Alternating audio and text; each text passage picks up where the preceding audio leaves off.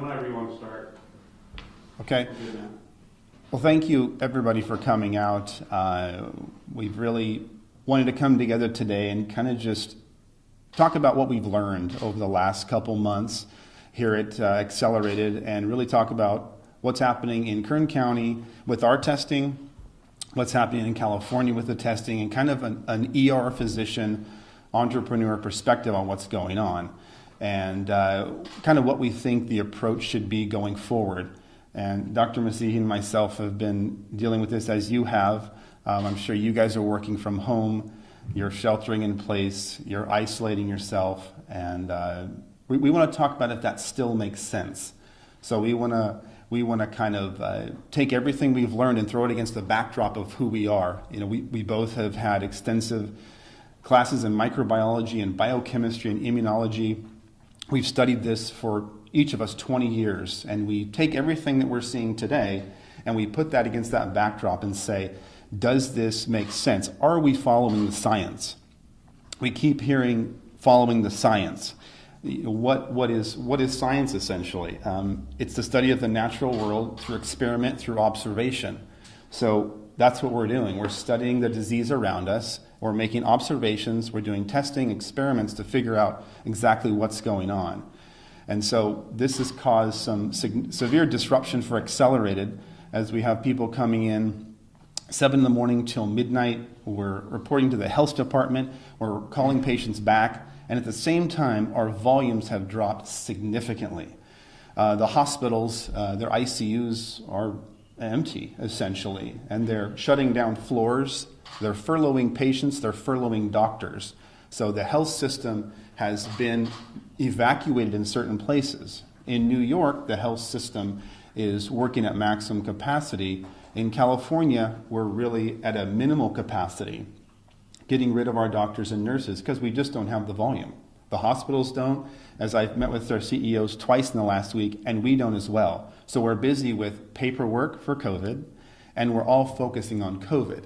And so one of the things I'd like to talk about is when I talk to ER physicians around the country, what's happening? Well, because COVID has become the focus, people with heart disease, people with cancer, hypertension, and various things that are critical are choosing not to come in based on fear. So what that's doing is causing the health system to focus on COVID and not focus on a myriad of other things that are critical, because we don't have the staff there. And the major component is fear. People are saying, I don't want to go get seen by my doctor. What if I get the COVID? So there is a lot of secondary effects to COVID that aren't being talked about. And so we'd like to kind of look at how we responded as a nation and why we responded. Our first initial response 2 months ago was a little bit of fear.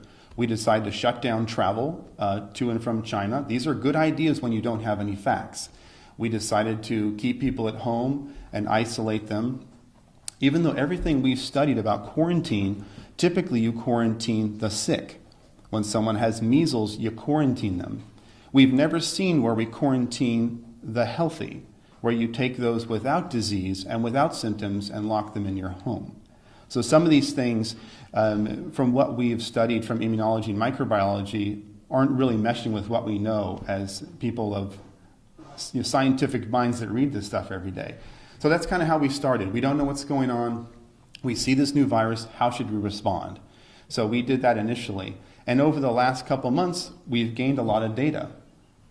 Typically in Kern County, for instance, we've tested 5,213 people, and we have 340 positive COVID cases.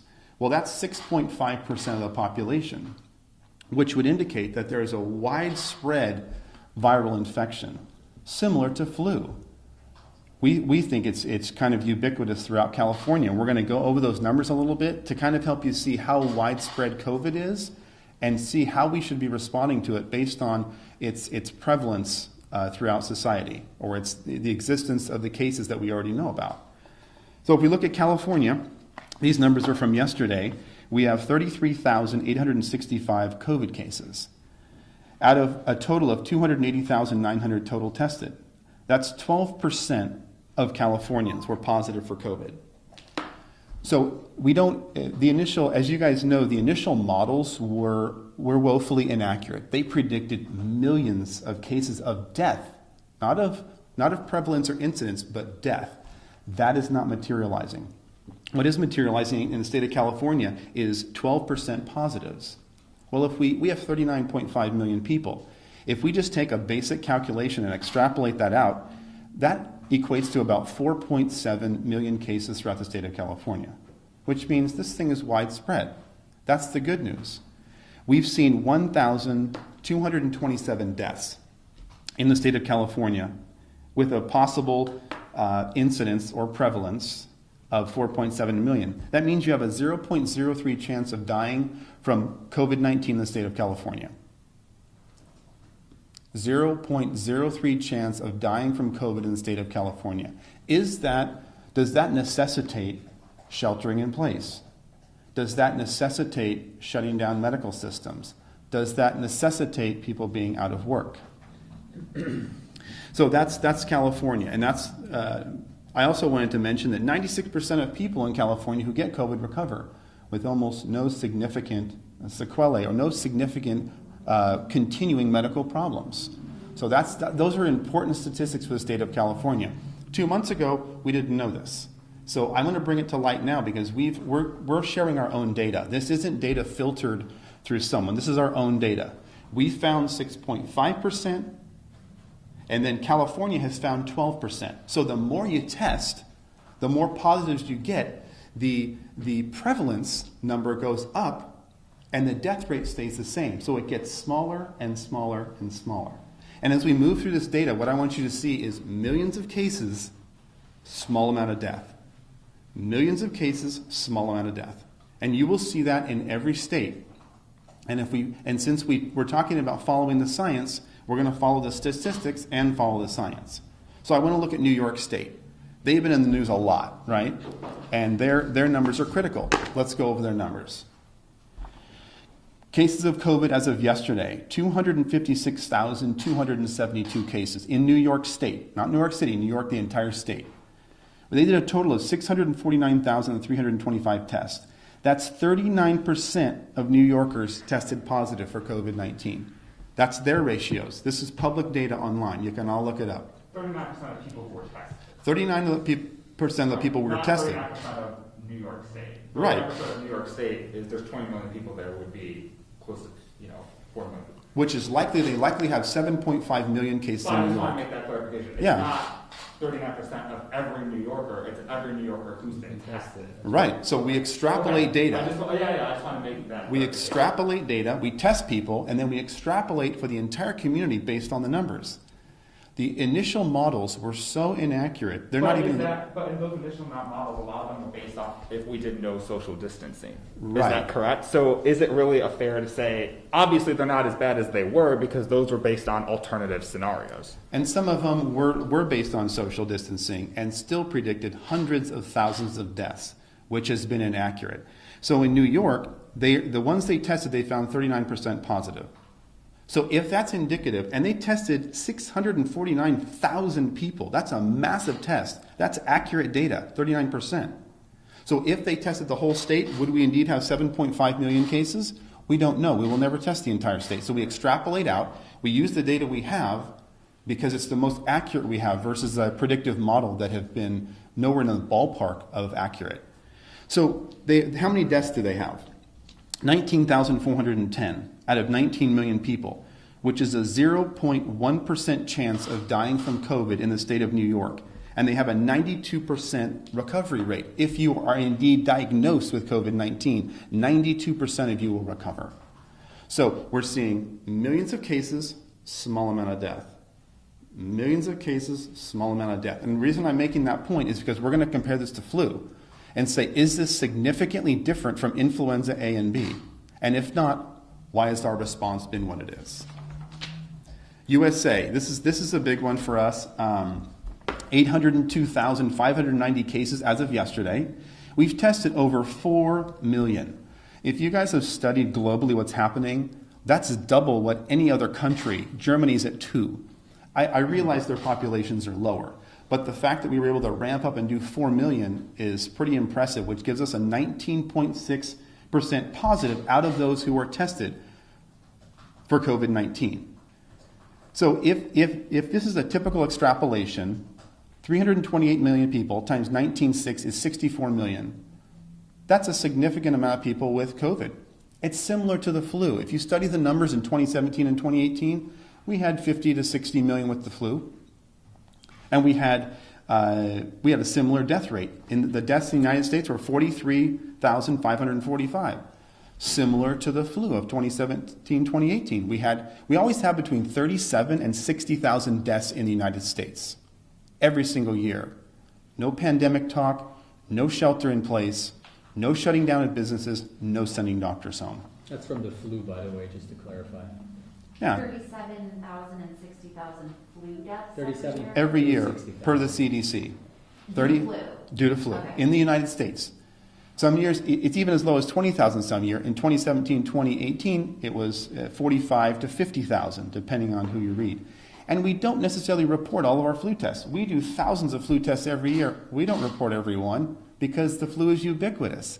And to that note, we have a flu vaccine. How many people even get the flu vaccine? The flu is dangerous. It kills people. So just because you have a vaccine doesn't mean it's going to be everywhere. And it doesn't mean everyone's going to take it, because we see every year that we have a vaccine, and I would say probably 50% of the public doesn't even want it. So just because you have a vaccine, unless you force it on the public, doesn't mean they're going to take it. I want to compare the U.S. to Spain, because Spain is number 2 in the race for the most cases, which is not a race we want to win. They had 204,178 cases in Spain, 930,000 total tests. So we did 4 million, they did 930,000. They had a 22% of all COVID tests were positive in Spain. 22% of those tested were positive in Spain. Spain has 47 million people. So that equates to about 10 million cases. If we extrapolate the data as we've been doing with every state, gives us about 10 million cases. How many died in Spain? 21,282 out of 47 million. You have a 0.05 chance of dying from COVID as a citizen of Spain, and a 90% chance of recovery from COVID without being on a vent, without being in a hospital. I wanted to compare the U.S. to Spain because we have the most amount of cases globally. So I thought that was important. And then when you bring up a system of lockdown, you automatically have to compare it to a system of no lockdown. Sweden and Norway. I'm Norwegian. Norway has lockdown. Norway has lockdown. Sweden does not have lockdown. What happened in those two countries? Are they vastly different? Did Sweden have a massive outbreak of cases? Did Norway have nothing? Let's look at the numbers. Sweden has 15,322 cases of COVID. They did 74,600 tests, which is 21%, similar to the other countries. 21% of all those tested came out positive for COVID.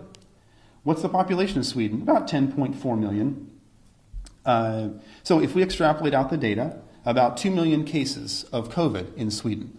They did a little bit of social distancing. They would wear masks and separate. They went to schools, stores were open. They were almost about their normal daily life with a little bit of social distancing. They had how many deaths? 1,765. California's had 1,220 with isolation. No isolation, 1,765. We have more people. What I'm getting at is millions of cases, very small death. Millions of cases, very small death. This is what we're seeing everywhere.